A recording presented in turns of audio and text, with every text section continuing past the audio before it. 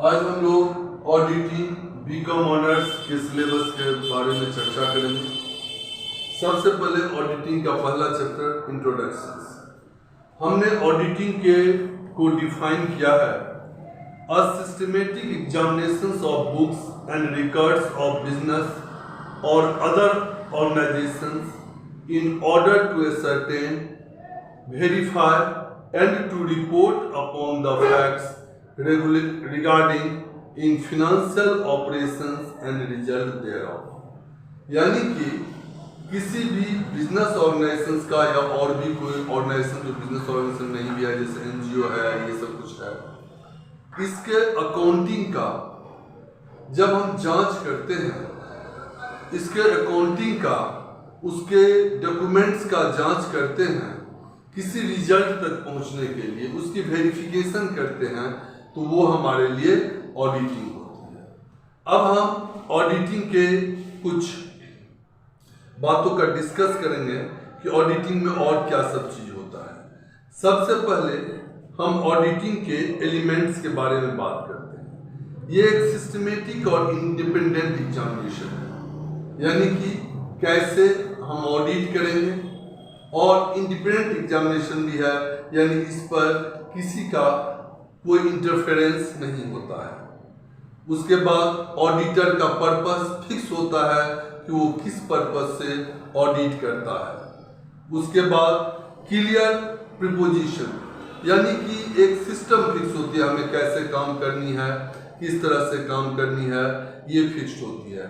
Auditor अपना judgement लेता है और उसको कम्युनिकेट करता है। वही ऑडिटर्स रिपोर्ट मैनेजमेंट पब्लिश करता है, जिसके बेसिस पर लोग डिसीजन लेते हैं। अब अगर हम जांच की बातें करते हैं, तो हम पहले अकाउंटिंग को सिस्टम को पूरे सिस्टम अकाउंटिंग सिस्टम को दो पार्ट में बांटते हैं। एक होता है बुक कीपिंग और एक होता है अकाउंटिंग। अगर बुक कीपिंग की बात करते हैं, उसमें जो स्टेप्स इन्वॉल्व होता है, जैसे जर्नलाइजिंग यानी जर्नल बनाना, पोस्टिंग यानी लेजर बनाना, टोटलिंग ऑफ अकाउंट्स और बैलेंसिंग, यहाँ तक का जो काम होता है ये बुक कीपिंग का काम होता है। जबकि अकाउंटेंसी के अंदर प्रिपरेशन ऑफ ट्रायल बैलेंस बनाना, preparation of trading and profit and loss account, trading and profit and loss account to ascertain profit, यानी कि ग्रॉस प्रॉफिट और ग्रॉस लॉस के लिए ट्रेडिंग अकाउंट बनाते हैं, नेट प्रॉफिट और नेट लॉस के लिए हम प्रॉफिट एंड लॉस अकाउंट बनाते हैं, एंड बैलेंस शीट। और बैलेंस शीट बनाना, बाद में कुछ एडजस्टमेंट आप लोगों ने काम किया होगा, तो फाइनल अकाउंट में देखा होगा कि हम नीचे कुछ एडजस्टमेंट की एंट्री करते हैं, हम उस एडजस्टमेंट्स की बात करते हैं।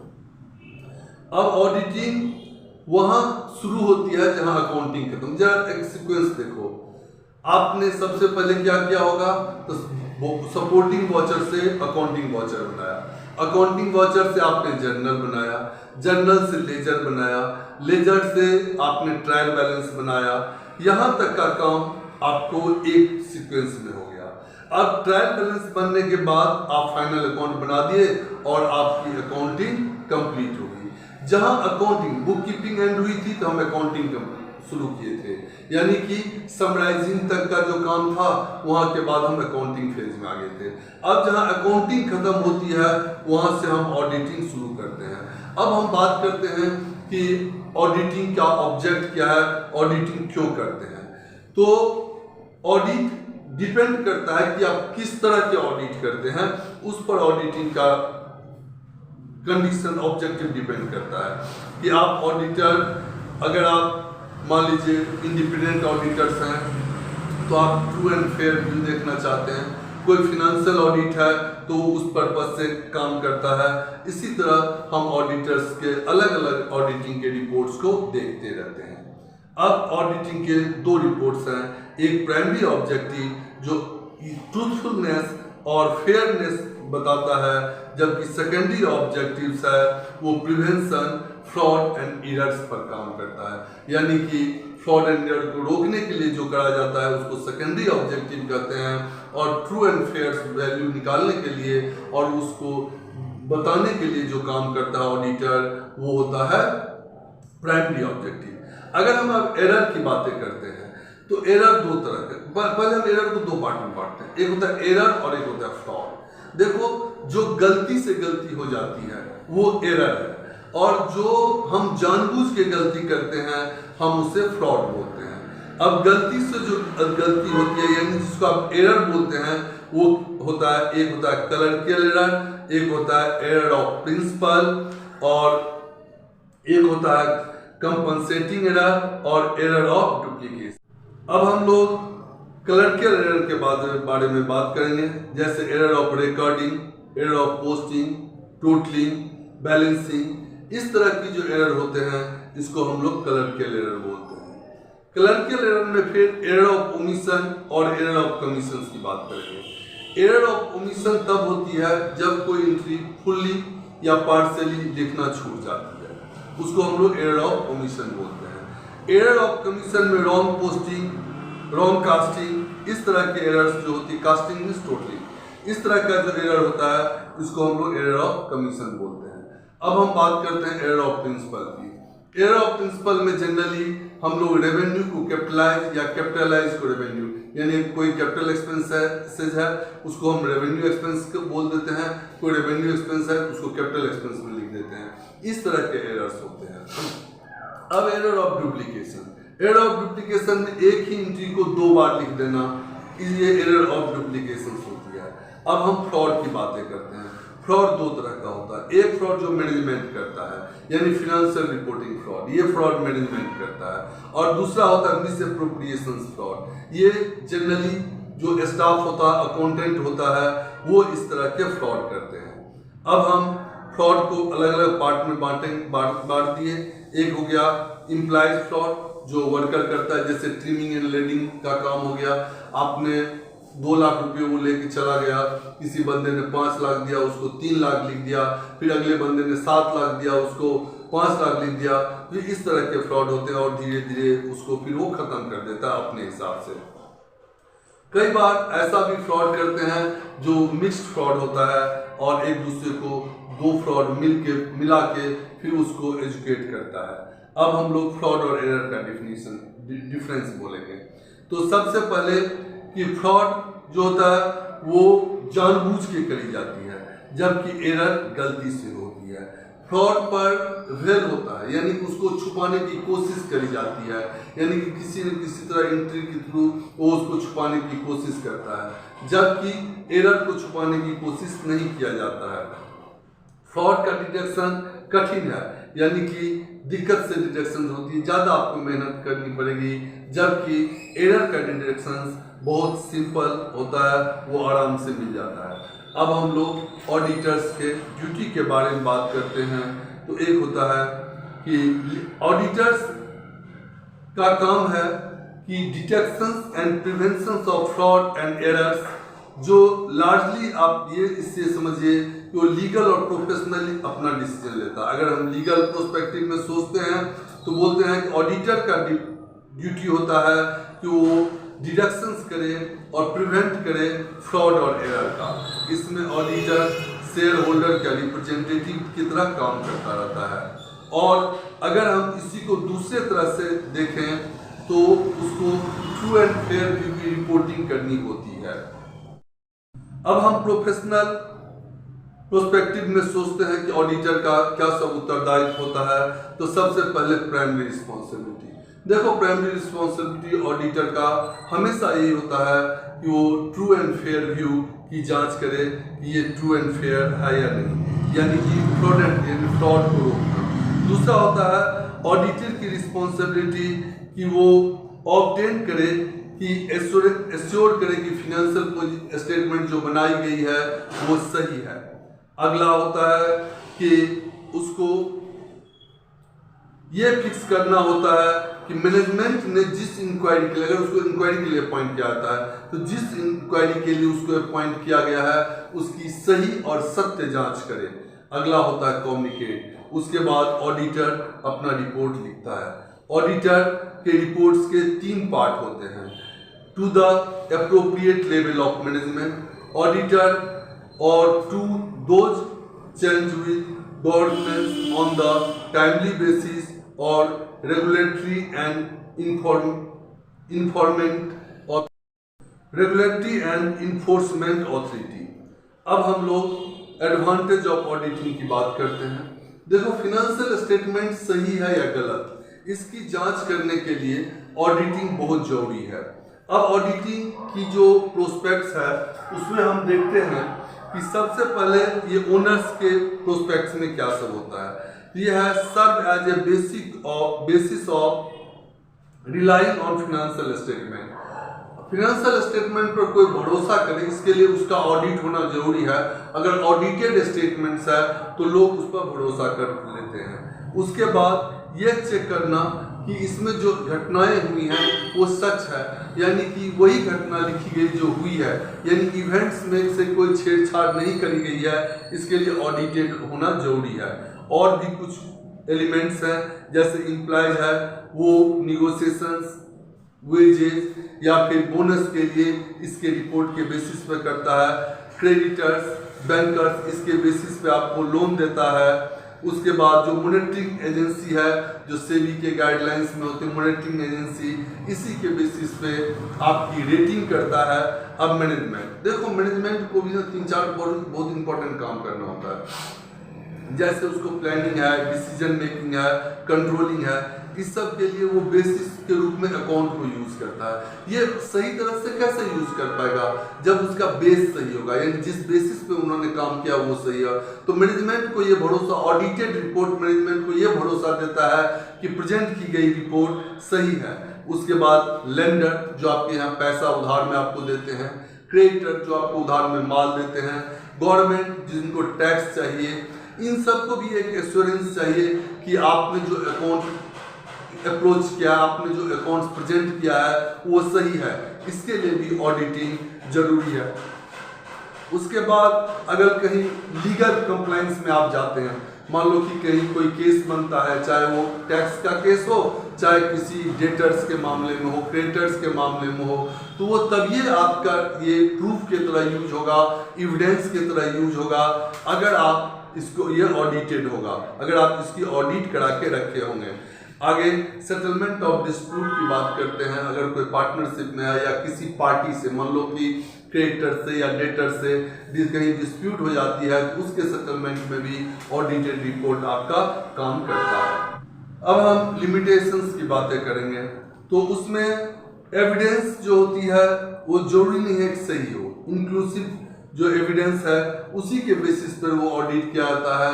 तो अगर एविडेंस सही होगा तभी आप सही डिसीजंस ले सकते हैं, ऑडिटर सही डिसीजन ले सकता है।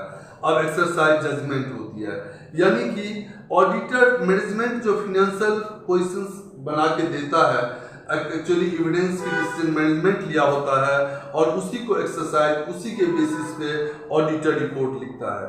आगे है कि ऑडिटर्स जनरली जो एविडेंस होती है उसी वो इंटरनल मैनेजमेंट बनाती है। तो अगर वो मिसरिप्रेजेंटेशंस ऑफ एविडेंस कर दी, यानी गलत तरह से एविडेंस बना के दे दिया, तो ऑडिटर उसको चेक नहीं कर, कुछ हद तक तो वो चेकेबल है, कुछ हद तक नहीं होती है। उसके बाद ऑडिटर के पास बहुत कम टाइम होता है, उतने कम टाइम में सारे एविडेंस को चेक नहीं किया जाता, तो वो सैम्पलिंग के बेसिस पर चेक करता है। तो कई बार जो मिसरिप्रेजेंटेड एविडेंस है वो चेकिंग में छूट जाती है।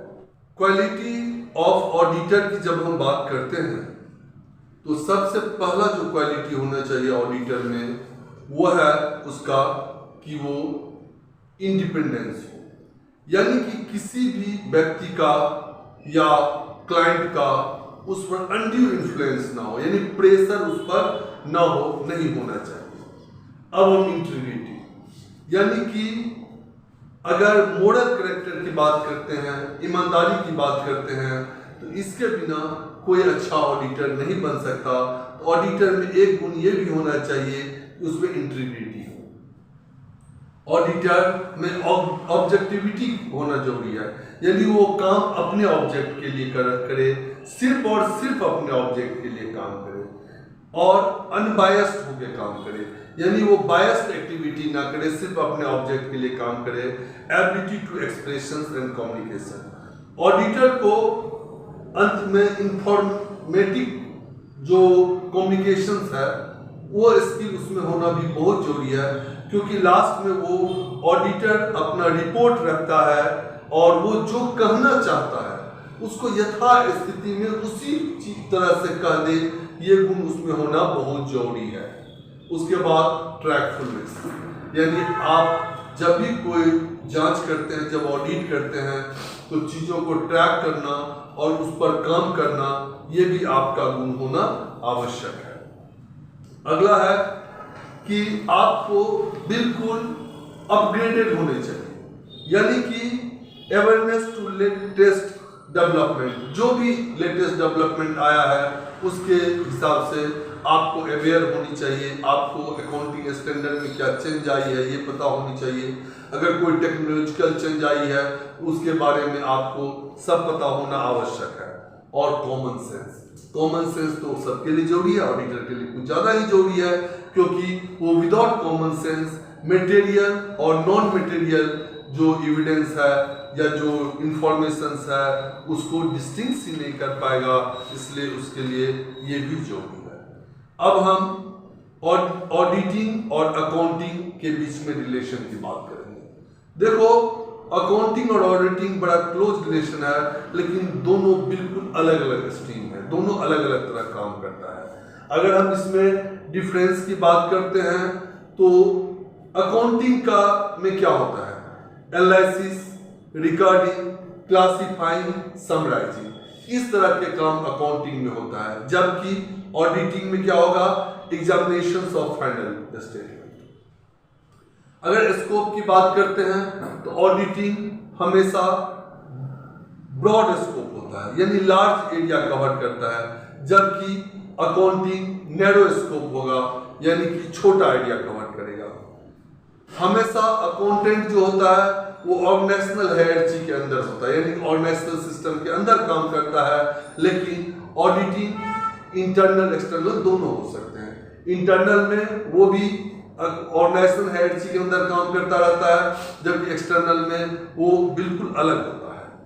अब हम क्वालिफिकेशन की बात करते हैं तो अकाउंटेंट के लिए जरूरी नहीं है वो सीए हो तो अच्छी बात है, लेकिन जरूरी ना हो है कि वो सीए ही हो, लेकिन ऑडिट करने के लिए उसका मिनिमम क्वालिफिकेशन सीए होता है, यानी उसका सीए होना जरूरी है। अब नेचर ऑफ जॉब की अगर बात करेंगे तो अकाउंटेंट का जॉब कंस्ट्रक्टिव होता है, वो कुछ बना रहा होता है, कंस्ट्रक्टिव होता है, जबकि ऑडिटर का जॉब एनालिटिकल होता है, वो कुछ खोज रहा होता है। उसके बाद टाइम की बात करते हैं, अकाउंटिंग पूरे साल चलता रहता है, जबकि auditing end of the year यानी फाइनेंशियल ईयर क्लोज होने के बाद होता है।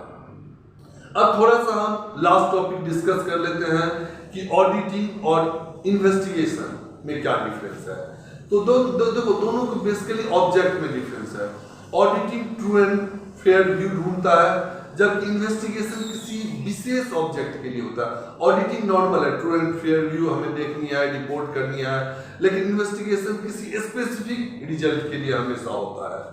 ऑडिटिंग की स्कोप वाइड होती है, पूरे सिस्टम को जांच करता है, पूरे सिस्टम में से सैंपल लेता है, लेकिन इन्वेस्टिगेशन बिल्कुल एक स्पेसिफिक पॉइंट पर, इन नैरो सेंस में होता है, एक स्पेसिफिक पॉइंट पर वो जांच करता है। ऑडिटिंग एक साल का होता है, इन्वेस्टिगेशन सालों का हो सकता है, यानी सेवरल ईयर का होता है। अगर नेचर ऑफ एग्जामिनेशन की बात करें तो ऑडिटर टेस्ट चेकिंग करता है, जबकि इन्वेस्टिगेटर डिटेल चेकिंग करता है। अब नेचर ऑफ एविडेंस की बात करते हैं तो प्राइमा फेसिया में जो एविडेंस आती है उसको जांच करके ऑडिटर रिपोर्ट दे देता है, जबकि इन्वेस्टिगेटर बिल्कुल कंक्लूसिव टेस्ट करता है, उसको कंक्लूसिव एविडेंस चाहिए। उसके बाद अगर हम बात करते हैं रिपोर्ट की तो ऑडिटर ओनर को रिपोर्ट करता है, जबकि इन्वेस्टिगेटर एक स्पेसिफिक पर्सन या ऑर्गेनाइजेशन को रिपोर्ट करता है। इसी के साथ हमारी ऑडिटिंग की पहली चैप्टर खत्म हुई। आप लोग वीडियो को शेयर, लाइक और सब्सक्राइब जरूर कीजिएगा। धन्यवाद। अगले चैप्टर के लिए हम फिर नया वीडियो अपलोड करेंगे।